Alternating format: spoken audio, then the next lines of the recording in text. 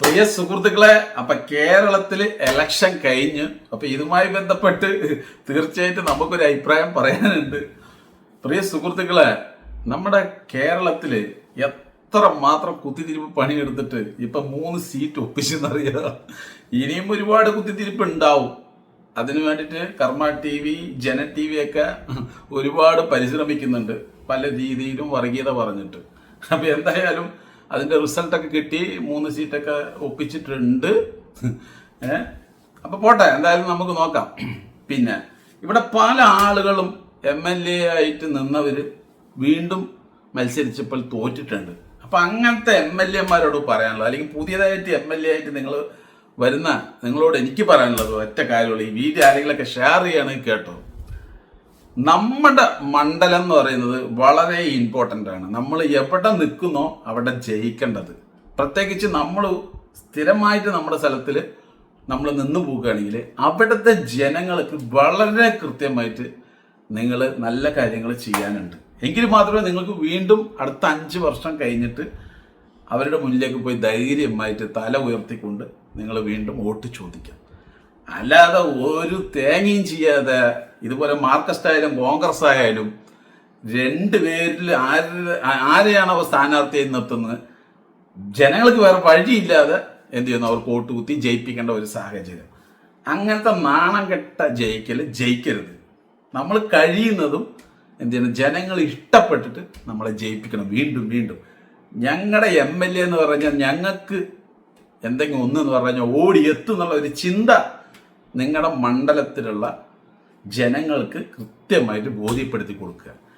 അല്ലാതെ ഒരു ഉളുപ്പും ഇല്ലാതെ വന്ന് ആളുകളുടെ മുന്നിൽ പല പൊറാട്ട നാടകം ഇറക്കി എന്നിട്ട് കുറച്ച് വോട്ട് വാങ്ങി ജയിച്ചിട്ട് നാണമില്ലാതെ അവിടെ പോയി ഇരുന്ന് ഒരു തേങ്ങയും ചെയ്യാതെ ഒരു റോഡ് പോലും ഇട്ട് കൊടുക്കാതെ നിങ്ങളുടെ ഇഷ്ടത്തിന് അങ്ങോട്ട് ജീവിക്കുകയാണെങ്കിൽ, അല്ലെങ്കിൽ ജോലി അടിക്കുകയാണെങ്കിൽ നിങ്ങൾ ജയിച്ചതിൽ ഒരു അർത്ഥമില്ല എന്നുള്ളതാണ് സത്യം പറഞ്ഞത്. അതാണ്.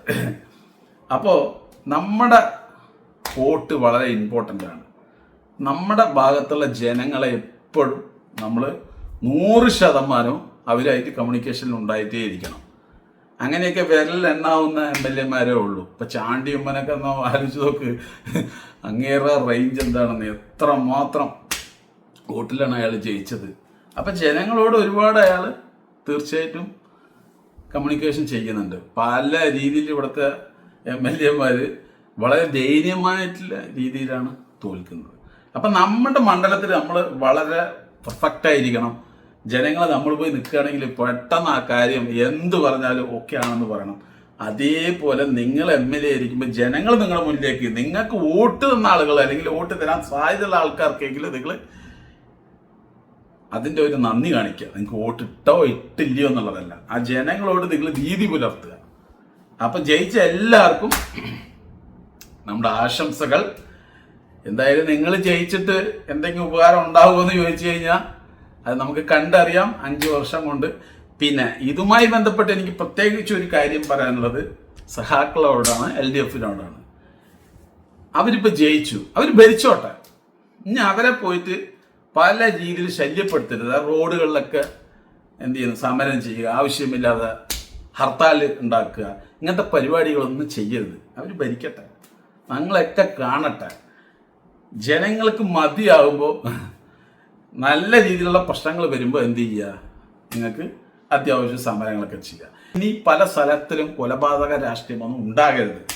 കാരണം ഇപ്പം നിങ്ങളുടെ ഭരണം നഷ്ടപ്പെട്ടിരിക്കുകയാണല്ലോ. ഇപ്പം എപ്പോഴും അങ്ങനെയാണല്ലോ, ഒരു പാർട്ടി തോൽക്കുമ്പോൾ ഒരു പാർട്ടി ഭരിക്കുമ്പോൾ ആ പാർട്ടി ഇറക്കാൻ പല പരിപാടികളും ചെയ്യുക. അപ്പം അങ്ങനത്തെ പരിപാടികളൊന്നും ഉണ്ടാകരുത്.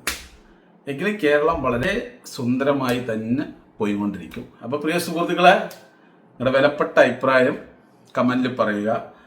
കോൺഗ്രസ് ഭരണത്തിൽ വന്നിട്ടുണ്ട്, അവരുടെ ഭരണം എങ്ങനെ ഉണ്ടാവും എന്നുള്ളത് കൃത്യമായിട്ട് കമൻറ്റ് രേഖപ്പെടുത്തുക.